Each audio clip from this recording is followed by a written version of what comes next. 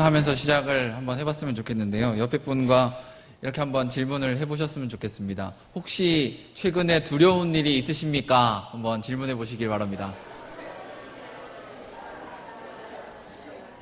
네, 어떤 대답을 하시겠습니까? 우리 이런 답변을 하도록 하겠습니다. 하나님은 우리의 피난처이십니다. 네, 피난처 되시는 그 하나님을 경험하는 오늘 이 예배의 시간이 되었으면 좋겠습니다. 특별히 이 육구역 선교 예배를 통해서 육구역 모든 분들과 그리고 이 자리에 모인 모든 성도님들에게 하나님의 은혜가 있기를 바랍니다. 저는 요즘 들어서요, 차에 있는 시간들이 참 많아졌습니다. 차를 타고 오고 가는 시간도 있고요, 버스를 타고 혼자서 오고 가는 시간들이 많아졌는데, 그러다 보니까 무엇인가를 이렇게 듣게 되는 시간 또한 많아졌습니다. 라디오를 듣거나 또 이 설교 말씀을 듣거나 찬양을 듣는 시간들이 많아졌습니다. 그러다가 최근에 한 일주일이 지난 것 같습니다. 이 김창옥이라는 교수님의 강의를 들은 적이 있습니다. 그 강의를 듣다가 우연히 그냥 이렇게 스치듯이 들었는데 그 말씀이, 그 내용이 계속 이렇게 기억이 되는 겁니다. 그 강의의 주제는 이거였습니다. 두려움을 극복하는 방법. 그 두려움을 극복하는 방법이라고 두 가지를 소개했습니다. 첫 번째로는 이 교수님께서 두려움을 극복하는 방법 중에 하나는 경험이라는 겁니다. 대부분의 사람들이 이 경험해보지 못한 것과 마주하면 두려움이 생긴다라고 합니다. 부담감도 오지만 두려움이 나도 모르게 경험해보지 못하면 오게 된다라는 겁니다. 처음으로 운전할 때를 생각해 보시고요. 처음으로 직장을 다닐, 그리고 첫 출근하고 또 처음으로 뭔가를 할 때를 생각해 보십시오. 얼마나 두렵습니까? 이렇게 경험이 없으면 두려움은 극대화되는 것 같습니다. 그러나 한번 경험해보면 그 두려움은 경험해보지 않을 때보다 조금 이렇게 줄어드는 것 같습니다. 그래서 어른들이 어릴 때부터 이 경험을 많이 해보라, 이렇게 얘기를 하는 것 같습니다. 그래서 이 경험을 첫 번째로 얘기했고요. 두 번째로는 이 사람이었습니다. 특별히 사람과의 이 관계가 이 두려움을 극복할 수 있는 방법이라고 얘기했는데, 그 중에서 제일 기억에 남는 게 예를 든 게 시체였습니다. 시체를 한번 생각해 보시겠습니까? 시체를 보는 것은 두렵습니다. 내가 알지 못하는 사람의 시신을 보는 건 두렵고 보기 싫습니다. 그러나 한번 그 시체가 나의 가족, 내가 사랑하는 사람, 나와 아주 가까운 관계에 있는 사람이라고 한번 생각을 해보시겠습니까? 그 사람은 두려운 사람이 아닙니다. 두려운 그런 시신이 아니라는 거죠. 오히려 눈물 흘리고 오히려 한 번 더 가까이 있고 싶어하는 그런 존재라는 겁니다. 두려움이라는 건 이렇게 사람과 함께 있을 때, 특별히 사람과의 관계를 통해서 극복할 수 있다라고 합니다. 낯선 장소에 가든지 또 두려운 곳에, 어두운 곳에 혼자 있다라고 하든지 두려움이 생깁니다. 그러나 함께 있고 또 존경하는 사람과 함께 있을 때 그 두려움은 극복할 수 있다라는 겁니다. 하지만 사랑하는 사람과 함께 있고 내가 존경하는 사람과 함께 있고 또 많은 경험을 했다라고 할 때 두려움이 사라지게 될까요? 이 두 가지는 참 많은 공감이 갔습니다. 그래서 엄청 기억에 많이 남았던 것 같습니다. 그런데 제 안에 이런 질문들이 생깁니다. 정말 두려움을 극복하는 게 많은 경험과 많은 사람과의 관계가 있으면 극복할 수 있을까? 그리고 이 그리스도인들에게 많은 두려움이 생길 텐데, 저도 지금 설교를 하면서 얼마나 두려운지 모릅니다. 두려움이 생길 텐데 이렇게 많이 경험해보고 많은 사람을 만나보라 라고 이 교수님처럼 제시해주면 될까? 이런 질문들이 계속 생기게 됐습니다. 그러면서 오늘의 말씀을 좀 준비하는 데 많은 도움이 되었는데요. 두려움이 찾아오기도 하는 게 바로 저희들입니다. 제가 이제 최근에 초등부 이 예배를 드리면서 아이들에게 이런 질문을 했습니다. 하나님을 믿으면 어려운 일이 절대 안 생긴다 라고 질문을 던졌습니다. 아이들이 어떻게 대답을 했을까요? 네, 아이들도 다 알고 있더라고요. 하나님을 믿어도 어려움이 생기고 두려움이 생긴다는 사실을요. 네, 아이들이 참 교육을 잘 받은 것 같습니다. 그렇죠? 네. 어려운 일이 찾아옵니다. 이 두려움이라는 게 하나님을 믿어도 찾아온다라는 겁니다. 교회 안에 있어도, 그리고 기도를 해도 두려움이 우리의 일상생활에 엄습한다라는 겁니다. 예고편이 없습니다. 이 어려움은 자, 온다 하고 오지 않습니다. 그럴 때마다 찾아오는 이 두려움을 어떻게 극복할 수 있을까? 이 질문에 오늘 본문을 가지고 답을 한번 찾아보려고 합니다. 시편 46편은요, 시대적 배경이 이렇습니다. 포로기 시대 그 이전에, 그리고 포로기 시대 그 이후에 이스라엘 백성들이 고백했던 이 찬양의 내용입니다. 이들은 두렵다라는 이 단어를 쓰고 있습니다. 그런데 두렵다라는 표현보다 두렵지 않다라는 표현이 더 오늘 본문에 많이 있습니다. 우리는 생각해 볼 필요가 있습니다. 포로 시대, 지금은 저희가 피부로 와닿지 않습니다. 그러나 노예로, 지금은 상사가 갑질만 해도 두렵고 오히려 대인 기피증이 걸리고 우울증에 걸려서 자살하는 사람들까지 극단적으로 생긴다라고 합니다. 그런데 이스라엘 백성들은 포로였습니다. 노예였고 아주 생명의 위협을 받는 그런 상황이었습니다. 그런데 이들의 고백을 한번 보십시오. 1절과 7절, 11절. 이들은 정말 담대히 선포합니다. 난 두렵지 않습니다. 이렇게 고백을 하고 있다라는 겁니다. 이런 고백은 도대체 어떻게 나올 수 있는 것이겠습니까? 그래서 오늘은 이 두 가지를 살펴보려고 합니다. 우리 한번 함께 읽어보도록 하겠습니다. 하나님을 향한 믿음의 고백이 있어야 합니다. 오늘 말씀의 1절은 이렇게 시작합니다. 하나님은 우리의 피난처십니다. 하나님은 힘이시고 환난 중에 우리의 도움이 되십니다. 라고 고백합니다. 시편 46편이 포로기 때라고 했을 때 엄청난 고백입니다. 백성들은 포로로 끌려갔지만 하나님을 향해 피난처시고 힘이시고 도움이십니다. 라고 고백을 하고 있는 겁니다. 우리 한번 1절, 7절, 11절 한 구절씩 한번 읽어보도록 하겠습니다. 하나님은 우리의 피난처시요 힘이시니 환난 중에 만날 큰 도움이시라. 7절입니다. 만군의 여호와께서 우리와 함께 하시니 야곱의 하나님은 우리의 피난처시로다. 11절입니다. 만군의 여호와께서 우리와 함께 하시니 야곱의 하나님은 우리의 피난처시로다. 아멘. 어려운 상황, 두려운 상황이었지만 믿음의 고백을 여전히 하고 있는 이스라엘의 백성들입니다. 상황이 바뀌면 우리는 어떻게 됩니까? 하나님도 바꿔버리는 게 대부분의 사람들, 믿음이 약한 사람들의 모습입니다. 그러나 상황이 바뀔지라도 여전히 주님은 피난처십니다. 여전히 주님은 도움이십니다. 라고 오늘 본문에는 고백하고 있는 겁니다. 말의 힘이 얼마나 강한지 저희는 알고 있습니다. 요즘 계속 잠언을 묵상하고 계실 텐데요. 그 잠언 가운데 말은 사람을 살리기도 하고 말은 사람을 죽이기도 한다 라는 표현들이 있었을 겁니다. 그래서 이 말에 대한 중요성이 참 중요함을 저희는 깨닫고 있습니다. 그래서 우리는 말을 조심해야 되는데, 특별히 우리가 말을 해야 할 때 믿음의 고백, 우리가 표현을 할 때 믿음의 고백이 필요하다라는 겁니다. 한 번은 제가 대학 시절에 친구 집에 놀러 간 적이 있습니다. 이제 친구들끼리 이렇게 모여서 이제 친구 어머니께서 해주신 음식을 먹고 함께 이렇게 이야기를 나눈 적이 있는데요. 조금 안 좋은 이야기, 조금 힘든 무거운 이야기들을 할 때마다 친구 어머니께서 아이고 살겠네, 아이고 살겠네 이러시는 거예요. 이 표현이 엄청 이상하게 들렸습니다.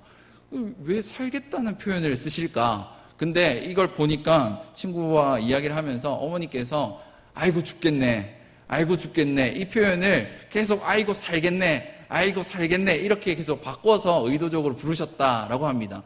정말 짧게 지나갔던 그 말이 말씀을 준비하면서 생각나는 이유가 말의 힘이 그만큼 대단하다라는 겁니다. 우리의 인식은 어렵거나 힘든 상황이 오면 한숨을 쉬거나 두려워서 부정적인 이야기를 하게 됩니다. 심지어 더 나아가서 하나님 왜 오히려 불평하고 하나님을 원망할 때조차 있습니다. 그럴 때마다 우리는 1절, 7절, 이 11절의 말씀을 기억하고 믿음의 고백을 해야 한다라는 겁니다. 하나님은 우리의 피난처십니다. 우리의 힘이시고 환난 가운데 도우실 도움이십니다. 이 믿음의 고백이 저와 여러분들에게 있어야 할 것입니다. 이것은 매 순간, 정말 매 시간마다 우리의 입술에서 나와야 하는 고백이어야 하겠습니다. 내 입에서 나오는 말은 엄청난 영향력이 있습니다. 여러분들도 다 잘 아시겠지만 부정적인 말을 하는 사람 옆에 있으면 어떻게 됩니까? 자연스럽게 부정적이게 되어 있습니다. 그렇다면 하나님을 믿음으로 고백하는 사람 옆에는 어떤 사람들이 더 많아질까요? 믿음으로 고백하는 사람들이 더 많아질 거라고 믿습니다. 그래서 저희들이 먼저 믿음의 고백을 해야 할 줄 믿습니다. 특별히 내가 어떤 어려움에, 두려움의 상황에 처해 있을 때 하나님을 믿음으로 고백하는 저와 여러분이 되기를 바랍니다. 우리 함께 두 번째도 따라 해보겠습니다. 하나님의 도우심을 경험해야 합니다. 네, 이 두려움을 극복하는 방법, 아까 전에 교수님께서 이 경험이라고 얘기했는데요. 우리는 일상적인 경험이 아니라 하나님께서 도와주신다는 이 믿음의 경험을 해야 할 것입니다. 그렇게 될 때 우리는 이 두려움이 평안함과 기쁨으로 변하게 될 것입니다. 하나님을 향한 이 고백이 있은 후에 2절과 3절을 보면요. 3절 제일 마지막에 우리는 두려워하지 아니하리로다 이렇게 선포하고 있습니다. 그런데 이 원어를 조금 보면 이 2절 제일 먼저, 한글 개역개정은 제일 뒤에 있지만요. 2절 제일 먼저 이스라엘 백성들이 고백하고 있습니다. 우리는 두려워하지 아니하겠다라고 말입니다. 이 말은 정말 혼돈의 물을 정복하고 이스라엘을 구원하신 하나님에 대한 이 믿음의 경험에 대한 고백입니다.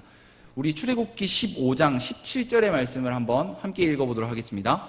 주께서 백성을 인도하사 그들을 주의 기업의 산에 심으시리로이다. 여호와여, 이는 주의 처소를 삼으시려고 예비하신 것이라. 주여, 이것이 주의 손으로 세우신 성소로소이다. 아멘. 출애굽기 15장 17절은 이 홍해를 건너서 이 이스라엘 백성들을 이 애굽의 군대에서 구원하신 그 하나님을 찬양한 그 모세의 고백입니다. 이스라엘 백성들은 하나님께서 두려운 상황에서 살려주신 것을 경험했습니다. 믿음의 경험을 한 것입니다. 비록 그들은 불평도 하고 원망도 하였습니다.